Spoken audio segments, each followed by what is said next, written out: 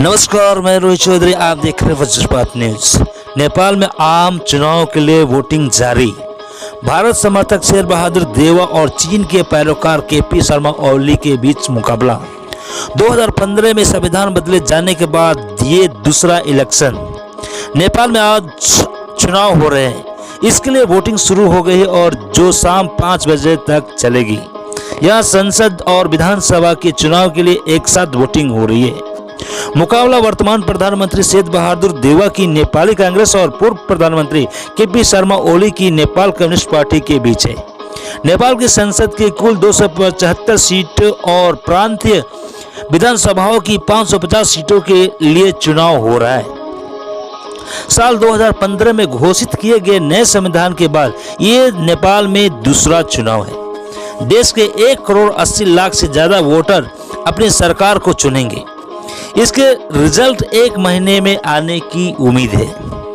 भारत और चीन की सीमाएं पूरी तरह सील। चुनाव पर भारत की नजरें भी टिकी है। दरअसल नेपाल सिर्फ भारत का ही नहीं बल्कि चीन का भी पड़ोसी है। भारत को चौतरफा घेरने के लिए चीन नेपाल की जमीन का इस्तेमाल करना चाहता है। भारत और नेपाल के रिश्ते भी अहम है। अब नेपाल की नई सरकार ये तय करेगी कि उससे किस देश भारत या चीन का साथ चाहिए। नेपाल में हो रहे चुनाव में भारत भी मदद कर रहा है। यहाँ बिना किसी परेशानी वोटिंग हो सके, इसके लिए भारत ने सुरक्षा के कड़े इंतजाम किए। नेपाल से लगने वाले भारत और चीन की सीमाओं को सील कर दिया गया है। बिहार और उत्तर प्रदेश की लंबी सीमा नेपाल से लगती है।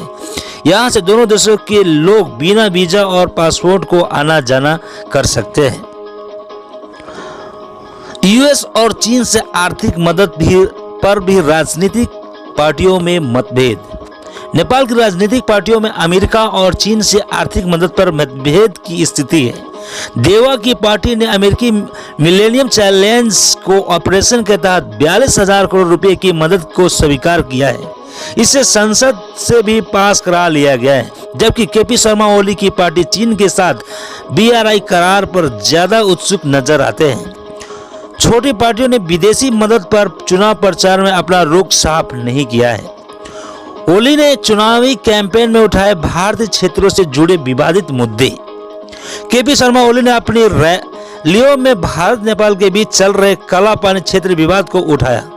2019 में नेपाली प्रधानमंत्री ने भारत सरकार के नए नक्शे पर आपत्ति जताते हुए दावा किया था कि नेपाल, भारत और तिब्बत के ट्राई जंक्शन पर स्थित काला पानी इसका क्षेत्र में आता है। ओली जीते तो भारत नेपाल सीमा विवाद करेंगे हल। ओली का कहना है कि पीएम बनते ही वो भारत के साथ सीमा विवाद हल कर देंगे। वे देश की 1 इंच भूमि भी जाने नहीं देंगे। हालांकि एक्सपर्ट का कहना है कि 2 साल से ज्यादा सत्ता में रहने के बावजूद भी ओली ने इस विवाद को हल नहीं कर पाए। बतौर पीएम ओली ने कालापानी, लेपुलेख और लिम्पियाधुरा को नेपाल में दर्शाता हुआ नया मैप जारी किया था। भारत इन्हें अपने उत्तराखंड प्रांत का हिस्सा मानता है। ओली ने इस नक्शे को नेपाली संसद में पास भी करा लिया था। पीएम देवा भारत के साथ बातचीत से विवाद सुलझाने के पक्ष में।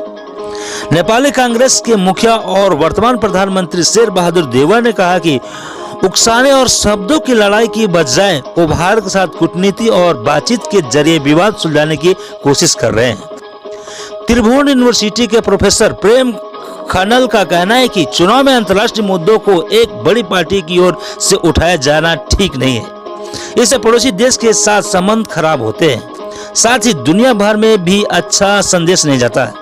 चुनाव में इस प्रकार के अंतर्राष्ट्रीय मुद्दों को किसी भी पार्टी की ओर से नहीं उठाना चाहिए। नेपाल में राजनीतिक अस्थिरता। नेपाल में पॉलिटिक इंस्टेबिलिटी है। यहाँ 1990 में लोकतंत्र स्थापित हुआ था और 2008 में राजशाही को खत्म कर दिया गया। 2006 में सिविल वार खत्म होने के बाद से कोई भी प्रधानमंत्री अपना कार्यकाल पूरा नहीं कर पाया है। नेतृत्व में बार बार बदलाव और राजनीतिक दलों के बीच आपसी विवाद को चलते डेवलपमेंट भी धीमी हो गई है। ब्यूरो रिपोर्ट, वज्रपात न्यूज, इतिहास।